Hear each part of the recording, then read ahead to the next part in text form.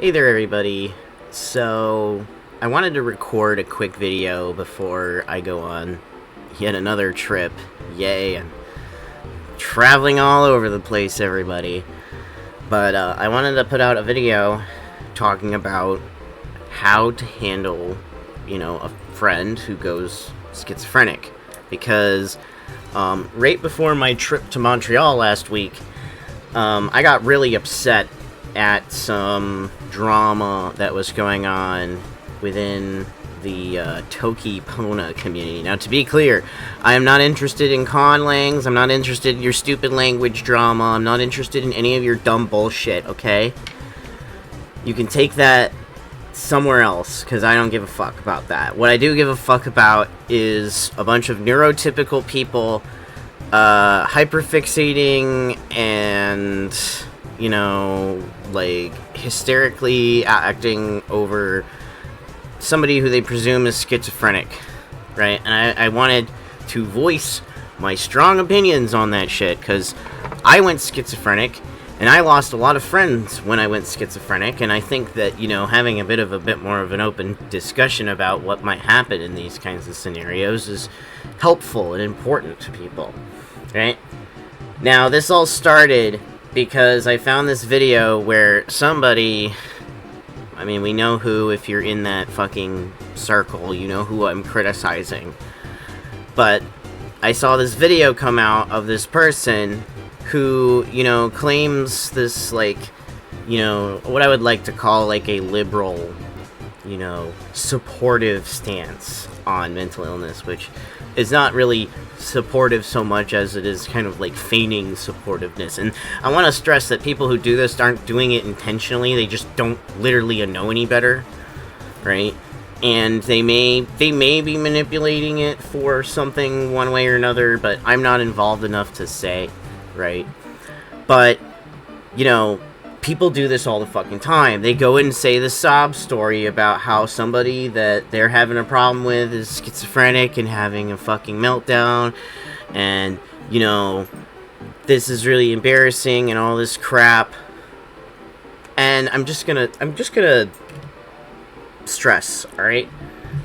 First off, I think before saying something like that, you should think to yourself, how would I feel if I was the person being spoken about in this situation? Because, yes, okay, it's true that somebody who's schizophrenic at the moment may not understand what's going on, right? But there's a possibility that they'll come to their senses within the next year or so, and they'll probably find out about what kind of bullshit you were saying about them behind their back.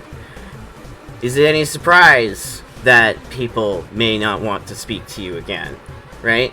And I want to emphasize, there is this tendency for neurotypical people to describe schizophrenics who cut off other people or, leave in a paranoid fit or whatever, as being equivalent to somebody dying.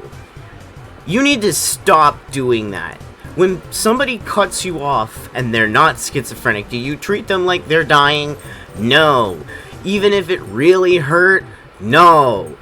You recognize that person made an autonomous decision to cut you out of their life, and that hurts. That hurts a lot. But when we act like, a schizophrenic who decides to do that is, dead, not only do we completely reframe our relationship to that, separation, it wasn't that person's personal decision to cut you out of their life, or it wasn't, a decision even in a spontaneous movement. It was just schizophrenia took my friendship. No! They made that decision. Whether or not I was in a psychotic fit or not doesn't really change the fact that they made that decision autonomously. They came to that decision. And what that means is that if they decide to come back to you, right, that's their decision too, because they're not dead.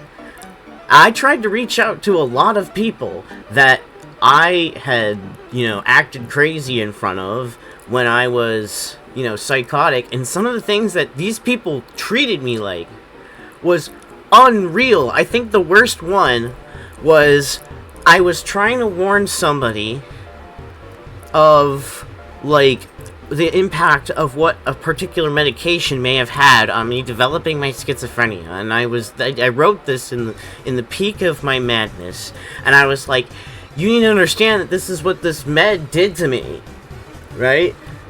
And I'm worried about your wife, because she had, similarly bad neurological reactions. And the way he treats me is he not only ignores me for, like, over a year, but when he decides to finally make contact, it's on completely, procedural terms, and he explicitly says that he doesn't want to hear me say anything about being crazy. And this is somebody I talked with almost every day, right? And that's how they treated me. They treated me like I wasn't even a fucking human. That's how people normally act, and that's what this kind of language perpetuates, and that's why I got so fucking upset.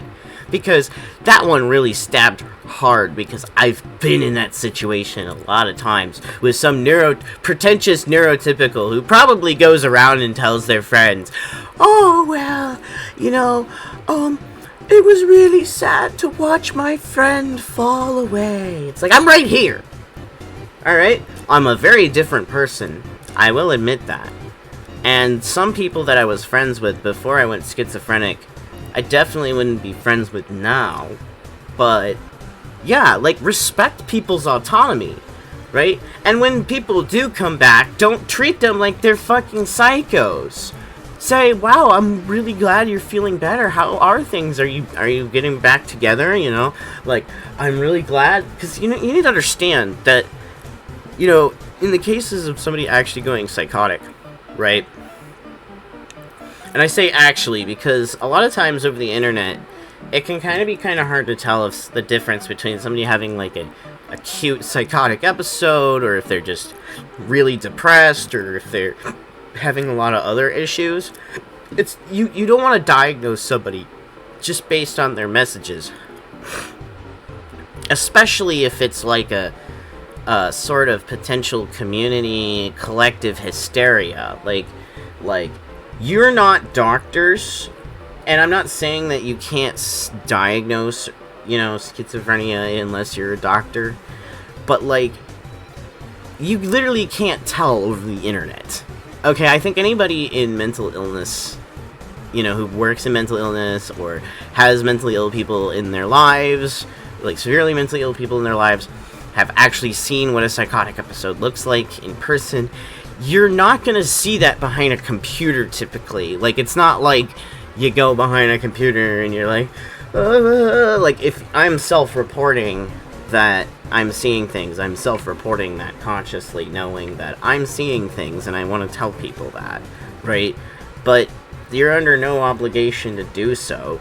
And a lot of times, behavior from very depressed people, or people who are very, like, dissociated, or even people who are very anxious about something, can sound potentially like they're psychotic out of context. So it's not helpful to say, oh, I think this person has schizophrenia, right?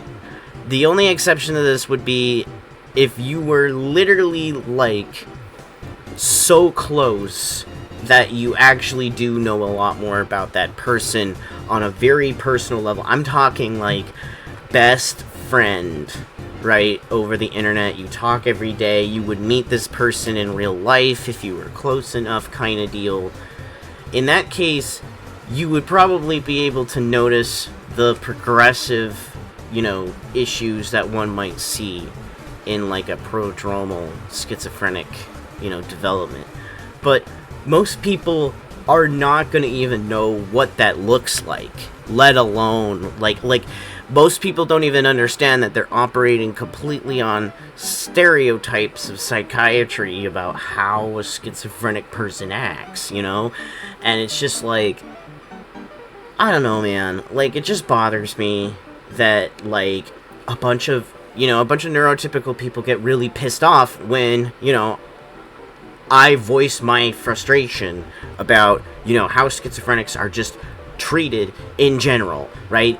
I literally have no other chips in this game other than, you know, can you just stop fucking treating schizophrenic people like this, right? Now, I do want to make a more detailed analysis of this situation when things finally calm down a bit in my life. It's obviously been really crazy because I just released a 2-hour-long video that took over 2 months of writing and editing. It was an absolutely, you know, marathon of a task. And I have travel and other things, and this came up literally halfway in my fucking development cycle. I was just like, are you fucking kidding me? Right? And it's definitely something that I don't feel comfortable talking more about until I actually look at all the details and kind of organize, like, what actually happened, but I do want to make a commentary on that. But I want to emphasize that my interest, I have no stakes in, you know, whatever happens to this con laying. I really don't care that much beyond the possibility that, you know, this con lang was developed as a way to deal with, you know, mental health issues. I think that's cool, right? And I think that, you know, after hearing that, I think that the community should have a lot more fucking respect for, you know, mental illness and treat people with mental illness, regardless of what that may be. You know, treat people with mental illness with more fucking respect and not use it as an opportunity to, you know, just make themselves the center of attention. You know, that's kind of the worst thing about those videos and those comments, and as seeing that all the time. Nobody is ever talking about a schizophrenic. It's always, or rather, it's not a schizophrenic talking. It's always somebody talking about, you know, not even the schizophrenic, but their feelings about it, right?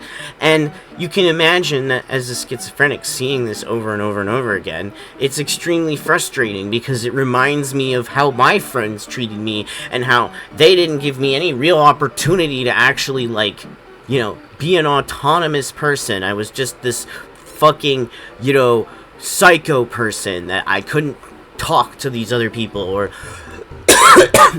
oh, another big one is like, oh, you said something crazy while you were manic. Well, I'm gonna hold that against you. Even if you say, like, I really don't believe in those things, or I was clearly off my rocker, or I was, you know, being overly edgy, I was taking too many risks and chances. It doesn't matter. A lot of people will just cut you out just for that. And I've dealt with that many times. It's terrifying to have to approach people, you know, in my former social circles and say, hey, yeah, I'm sorry, I was crazy. I'm doing a lot better now, but I'm still kind of unstable. And, like, people will hear that and they'll just think, well, that's an inconvenience to me. Well, guess what? You're all an inconvenience to me. Have you ever considered that you're not the center of the universe? I know, it's crazy. I mean, that's what you have to deal with when you go schizophrenic. But, like, for real, like, you know, you're not the only person who is inconvenienced by this whole thing, you know? People who recover from schizophrenia have to deal with all these things. And this is not just me that I have to deal with. I was asking people in my server who are also schizophrenic about this, and they've all reported dealing with shit like this. So fucking stop. Thank you.